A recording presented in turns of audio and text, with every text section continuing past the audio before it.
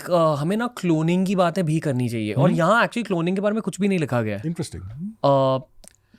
आप बताइए क्लोनिंग कहाँ तक पहुँचा है, क्योंकि एक I know pet cloning is becoming a dream for a lot of, लोग कहते हैं कि यार मेरे कुत्ते से मुझे बहुत ज़्यादा लगाव है, तो कुत्ते के डेथ से पहले मैंने उसका कुछ बायोलॉजिकल सैंपल स्टोर कर दिया, और जब क्लोनिंग पॉसिबल होगी तब मैं मेरे कुत्ते को फिर से जीवित करके उस कुत्ते के साथ एक और कुत्ते का जीवन, एक और इनिंग्स बिता सकूं।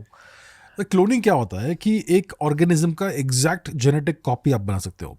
फॉर एग्जांपल आपके पास एक श्वान है, कुत्ता है, उसका आपने एक बाल ले लिया, उसको कुछ पीड़ा नहीं होगी बाल लेने से।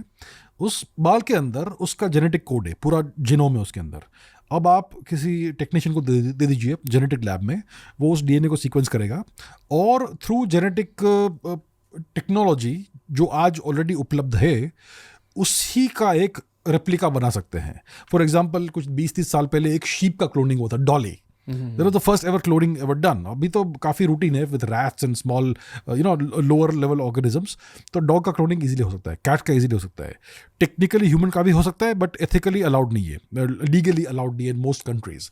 तो डेफिनेटली अगर आपका कुत्ता मर गया है तो उसका कुछ जेनेटिक सैंपल है आपके पास, तो उससे आप उसी जेनेटिक कोड वाला नया कुत्ता बना सकते हो through the technology, लेकिन it is not the same organism, it's a different dog with the same genetics. But यहाँ भी ना हम बायोलॉजी की बात कर रहे हैं। हाँ, आई थिंक ये जो जीपीटी ने आउटपुट दिया है कि mind uploading, that is digital, that's a digital technology. Yes. Big difference. Do you think human cloning reality